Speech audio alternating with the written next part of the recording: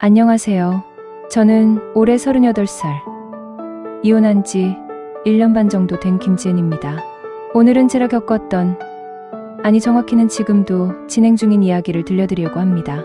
이 이야기는 제 인생에서 가장 치욕스러웠지만 동시에 가장 통쾌했던 순간들에 관한 것입니다. 결혼 8년 차, 남편의 반복되는 외도와 폭언을 견디다 못해 저는 결국 이혼을 선택했습니다. 재산분할도 제대로 받지 못했죠. 저는 그 지옥 같은 결혼 생활에서 벗어나고 싶은 마음뿐이었으니까요. 전업주부로 살았던 8년, 경력은 단절되었고 통장 잔고는 형편없었습니다. 결국 저는 친정으로 돌아올 수밖에 없었습니다. 37살의 나이에 집 몇 개 들고 친정 문을 두드렸을 때 어머니는 울면서 저를 안아주셨습니다. 하지만 제 남동생 민수의 아내 올케인 연희는 제가 온 것을 매우 못마땅해 했어요. 제가 거실에 있으면 시크하게 지나가거나 대화 중에 저를 슬쩍 무시했어요. 하지만 점점 노골적으로 변했습니다. 형님, 설거지는 형님이 하는 게 맞지 않아요? 저는 회사에서 피곤한데. 연희는 대기업 과장이었습니다. 그게 그녀의 자랑이자 저를 깔보는 이유였죠. 반면 저는 이혼녀의 백수, 완벽한 을의 위치였습니다. 내가 할게. 얹혀 사는 처지에 뭐라고 할 수 있겠습니까? 어느 날 저녁, 가족들이 저녁 식사를 하는 자리였습니다. 연희가 회사 이야기를 하고 있었습니다. 오늘 팀장님이 제 기획안 칭찬하셨어요. 이번 프로젝트 성공하면 승진도 가능할 것 같아요. 우리 며느리 대단하네. 아버지가 기뻐하셨습니다. 형님도 좀 배우세요. 여자도 능력이 있어야 해요. 그래야 남편도 바람 안 피우고 가정도 지킬 수 있죠. 조용히 식사하던 제게 갑자기 날아온 비수였습니다. 젓가락을 쥔 손이 떨렸습니다. 며느라가 그런 말은. 어머니가 말리셨지만 연희는 아랑곳하지 않았습니다. 어머니, 전 사실을 말하는 거예요. 나가서 뭐라도 하셔야지. 아니면 평생 남의 집에 빌부터 사실 거예요? 이 집이 남의 집이야? 내 친정인데. 출가회인이잖아요, 형님. 이혼했으니 뭐 갈 데가 없으시겠죠? 그래도 최소한 눈치는 보셔야죠. 그날 밤 저는 방에서 혼자 울었습니다. 조용히, 소리 안 나게. 하지만 연희의 태도는 날이 갈수록 심해졌습니다. 특히 명절이 다가오면서부터는 더욱 그랬죠. 형님은 너무 관리를 안 하세요. 이러니까 남편이 바람 피셨겠죠? 뭐라고? 죄송해요. 제가 좀 직설적이죠? 근데 사실이잖아요. 형님처럼 뚱뚱하면 어느 남자가 좋아하겠어요? 연희는 웃으면서 말했지만 그 웃음에는 악의가 가득했습니다. 저는 아무 말도 할 수 없었습니다. 며칠 후에는 더 심한 일이 있었습니다. 연희의 명품 지갑이 없어졌다는 것이었죠. 어머니, 제 지갑 못 보셨어요? 분명히 거실 테이블에 뒀는데. 글쎄, 못 봤는데. 이상하네. 설마 형님이 아니겠죠? 내가 왜 내 지갑을. 형님이 이혼하고 나서 통장도 거의 비었다고 하셨고. 올케, 지금 나보고 도둑질했다는 거야? 아니에요, 형님. 오해하지 마세요. 전 그냥 혹시나 해서. 결국 연희의 지갑은 그녀의 방 서랍에서 나왔습니다. 하지만 사과는 없었습니다. 저의 자존감은 이미 바닥을 치게 되었죠. 추석이 일주일 앞으로 다가왔습니다. 장을 보러 가는 날이었습니다. 어머니와 저는 아침 일찍 일어나 시장으로 향했습니다. 명절 음식 재료를 사기 위해서였죠. 연희도 같이 가자고 할까? 엄마, 올케는 봐. 회사 다니잖아. 괜찮아요, 엄마. 우리 둘이서 하면 되지. 무거운 짐을 들고 집으로 돌아오니 이미 점심때가 다 되었습니다. 집에 도착하니 연희가 소파에 누워 휴대폰을 보고 있었습니다. 며느라가야, 장 봐왔다. 음식 좀 같이 하자. 어머니, 저 오늘 재택근무라 화상회에 있어요. 형님이 도와드리면 되잖아요. 연희는 일어나지도 않은 채 대답해. 어머니는 더 이상 말씀하지 않으셨고 저는 묵묵히 짐을 날랐습니다. 그날 저녁 저는 혼자 부엌에서 명절 음식 준비를 시작했습니다. 고사리는 삶아서 우려내야 하고 도라지는 손질해야 하고 표고버섯은 불려놓아야 했습니다. 밤 11시가 넘어서야 겨우 마무리할 수 있었습니다. 추석 이틀 전 본격적인 음식 준비가 시작되었습니다. 전을 부치고 나물을 무치고 고기를 재워야 했습니다. 지은아, 잠깐만 쉬었다 해라. 너무 무리하지 마. 괜찮아요, 엄마. 이것만 마무리할게요. 오후 3시쯤 회사에서 돌아온 연희가 부엌에 들어왔습니다. 형님 뭐해요? 전 부치고 있어. 저도 모르게 퉁명스럽게 대답했습니다. 너무 피곤했거든요.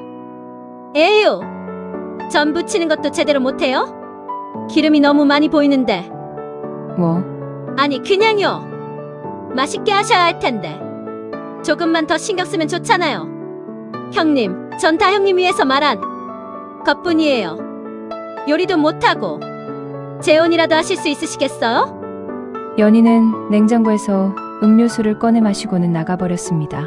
저는 눈물이 날 것 같았지만 참았습니다. 울면 지는 거라고 스스로에게 되뇌었습니다. 밤 10시 거의 모든 식준비가 끝나갈 무렵이었습니다. 저는 부엌 바닥에 주저앉아 있었습니다. 너무 피곤했습니다. 하루 종일 서서 요리를 했더니 다리가 후들거렸습니다. 형님, 아직도 안 끝났어요? 연희가 부엌 문 앞에 서서 말했습니다. 그녀는 깔끔하게 샤워를 하고 편한 잠옷을 입고 있었습니다. 거의 다 됐어. 진짜 느리네요. 저 같으면 벌써 끝냈을 텐데. 백수는 시간이 남아들어서 좋겠어요. 아, 미안. 백수라는 말 기분 나쁘셨나요? 근데 사실이잖아요. 제가 조심스럽게 물었습니다. 올케 정말 나한테 왜 이래? 뭐요? 제가 뭘 잘못했어요? 형님, 빌부터 사는 주제에 저한테 따지려고요? 비수가 꽂혔습니다. 연희는 항상 이런 식이었습니다. 제 약점을 정확히 찌르는 말을 했습니다. 드디어 추석 당일이 밝았습니다. 저는 새벽 5시에 일어나 차례상을 준비했습니다.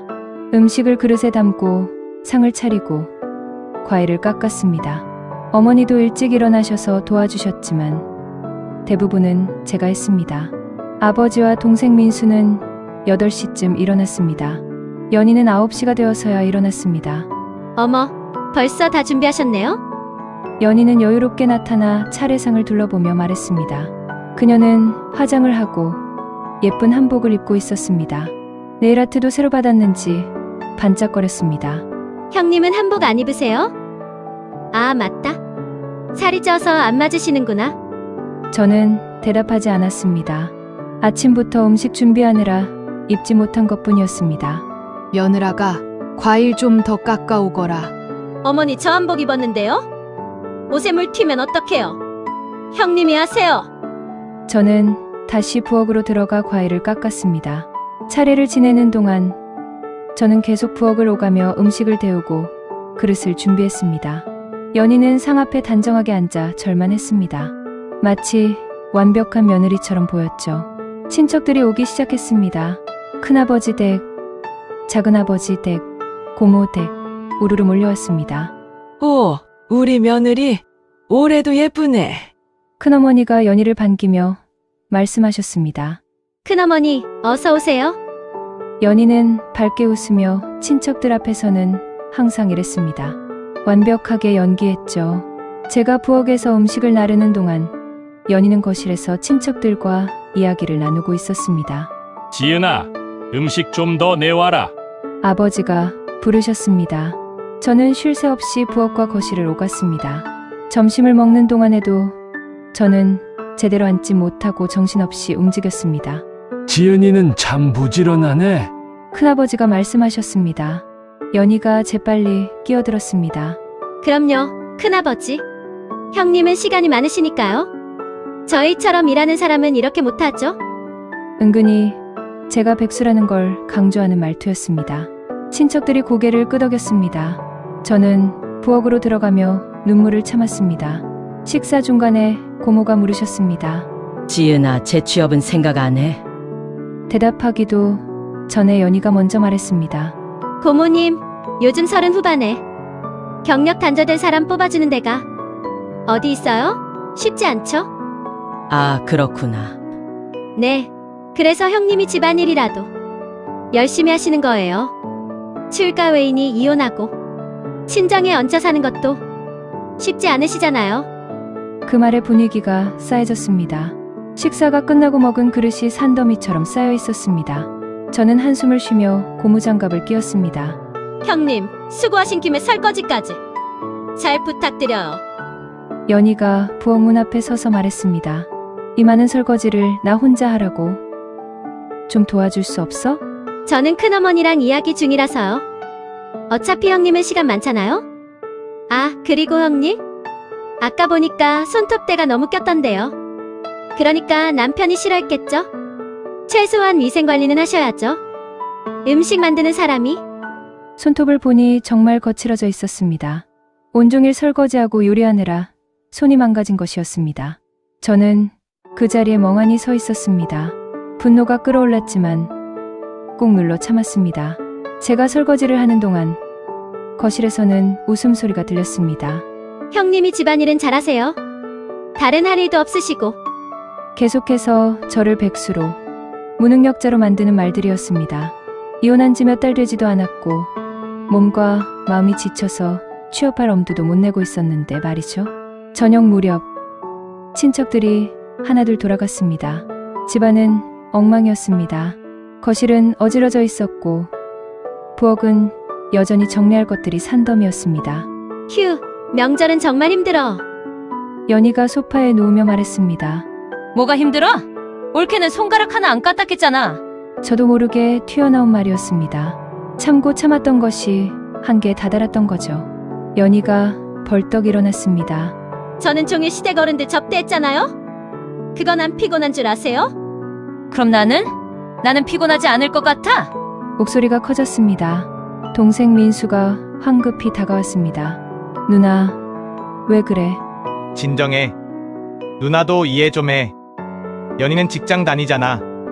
그래, 맞아. 나는 백수니까 모든 걸 다 해야 되는 거지? 분노가 폭발했습니다. 그동안 참았던 모든 것들이 한꺼번에 쏟아져 나왔습니다. 형님은 이 집에 얹혀 사는 거잖아요. 당연히 집안일 해야 하는 거 아니에요? 아니면 생활비를 내시던가요. 뭐라고? 연희의 말에 저는 할 말을 잃었습니다. 그 순간 어머니가 부엌에서 나오셨습니다. 그만들 해라. 명절에 왜 이러니? 어머니의 목소리에 모두 조용해졌습니다. 저는 주먹을 불끈 쥐었습니다. 눈물이 날 것 같았지만 참았습니다. 연희가 저를 힐끔 쳐다보며 방으로 들어갔습니다. 그날 밤 저는 잠을 이룰 수 없었습니다. 천장을 멍하니 바라보며 생각했습니다. 이대로는 안 되겠다고. 다음 날 아침 저는 노트북을 켜고 구인 사이트를 검색하기 시작했습니다. 결혼 전 저는 중견기업에서 마케팅 팀장으로 일했었습니다. 이력서를 다시 작성하기 시작했습니다. 여러 군데 이력서를 보냈지만 38이라는 나이, 8년의 경력 단절, 이혼녀라는 꼬리표, 모든 것이 불리했습니다. 하지만 포기하지 않았습니다. 그러는 동안에도 연희의 갑질은 계속되었습니다. 하루하루가 고통이었습니다. 하지만 저는 이를 악물고 견뎌냈습니다. 반드시 이 상황에서 벗어나겠다고 다짐하면서요. 2달이 지났을 때 드디어 한 스타트업에서 연락이 왔습니다. 마케팅 이사 직책이었습니다. 연봉은 예전만큼은 아니었지만 저에게는 새로운 시작이었습니다. 최종 합격 통보를 받고 저는 혼자 조용히 울었습니다. 기쁨의 눈물이었습니다. 출근 첫날 저는 일찍 일어나 정장을 차려입었습니다. 거울을 보니 오랜만에 자신감 있는 제 모습이 보였습니다. 나 출근해. 회사 다니게 됐어. 네, 형님이 회사를? 보나마나 일용직 알바 아니에요? 아니, 정식 직원이야. 저는 당당하게 말하고 집을 나섰습니다. 회사 생활은 쉽지 않았지만 악착같이 배우고 익혔습니다. 늦게까지 남아서 공부하고 주말에도 업무 관련 책을 읽었습니다. 3개월이 지났을 때 제가 기획한 마케팅 캠페인이 큰 성과를 내면서 회사 내에서 인정받기 시작했습니다. 김 이사님, 이번 프로젝트 정말 대박이에요. 팀원들이 기뻐했습니다. 저도 오랜만에 성취감을 느꼈습니다. 형님, 저녁은요? 미안. 오늘 야근이야. 알아서 먹어. 이제 저는 연희처럼 당당하게 말할 수 있었습니다. 6개월이 지났을 때 저에게 더 큰 기회가 왔습니다. 회사 대표님이 저를 따로 불러 제안을 했습니다. 김지은 이사님, 새로운 사업부를 맡아주실 수 있을까요? 성과에 따라 지분 참여도 가능합니다. 그것은 제 인생의 전환점이었습니다. 새로운 사업부는 온라인 패션 플랫폼이었습니다. 저는 제 모든 역량을 쏟아부었습니다. 힘들었지만 행복했습니다. 1년이 지났을 때 사업부는 큰 성공을 거두었습니다. 매출이 급증했고 투자자들의 관심도 쏟아졌습니다. 회사는 약속대로 저에게 지분을 주었습니다. 통장 잔고가 늘어나기 시작했습니다. 돈이 모이면서 제 자신감도 함께 커졌습니다. 김지은 이사님, 이번에 투자받은 금액이 50억이래요. 불과 1년 반 전만 해도 저는 친정에 얹혀 사는 백수였는데 이제는 50억짜리 사업을 운영하는 사람이 되어 있었습니다. 집에서도 연희는 더 이상 저에게 함부로 대하지 못했습니다. 제가 바빠서 집에 거의 없기도 했지만 무엇보다 저의 위상이 달라졌기 때문이었죠. 어느 날 저녁 아버지가 심각한 표정으로 말씀하셨습니다. 나랑 엄마가 나이도 많이 들었고 이제 좀 편하게 살고 싶구나. 요양원 같은 데 알아보려고. 아버지, 무슨 말씀을? 동생 민수가 당황하며 말했습니다. 아니다. 우리는 편하게 살고 싶어. 너희들 눈치 보면서 살기도 지쳤어. 아버지의 말씀에 가슴이 아팠습니다. 부모님은 며느리 눈치, 자식들 눈치를 보며 사시느라 지치신 거였습니다. 그때 제가 나섰습니다. 아버지, 어머니, 제가 모실게요. 뭐, 모두가 저를 쳐다봤습니다. 저 이제 아파트 하나 살 수 있어요, 아버지. 어머니랑 함께 살 거예요. 회사도 잘 되고 있고요. 다음 주에 집 계약하고 올게요. 그 말에 연희의 얼굴이 하얗게 질렸습니다. 일주일 후, 저는 강남에 있는 30평대 아파트를 매수했습니다. 부모님을 모시기에 충분한 공간이었습니다. 지은아, 정말 괜찮겠니? 괜찮아요, 엄마. 이제 편하게 사세요. 이사하는 날, 연희는 저를 멀뚱멀뚱 바라보기만 했습니다. 부모님과 새 집으로 이사한 후, 삶은 완전히 달라졌습니다. 더 이상 눈치 볼 필요도 없었고, 연희의 갑질도 없었습니다. 부모님은 편안하게 지내셨고, 저는 일에만 집중할 수 있었습니다. 그런데 3개월 후, 예상치 못한 일이 일어났습니다. 동생 민수가 저를 찾아온 것이었습니다. 누나, 나 이혼하려고. 연희랑 더 이상 못 살겠어. 누나, 미안해. 그동안 내가 너무 몰랐어. 민수는 고백했습니다. 연희는 여전히 손가락 하나 까딱하지 않았다고 했습니다.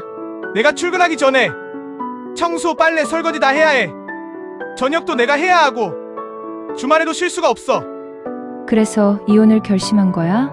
그리고 누나, 사실 연희가 바람 폈어. 뭐? 회사 동료랑 증거도 있어. 더 이상 못 참겠어. 동생의 고백에 저는 할 말을 잃었습니다. 연희가 그런 짓을 했다니. 그날부터 저는 동생의 이혼 소송을 도왔습니다. 변호사 비용도 제가 댔습니다. 6개월 후 동생의 이혼이 확정되었습니다.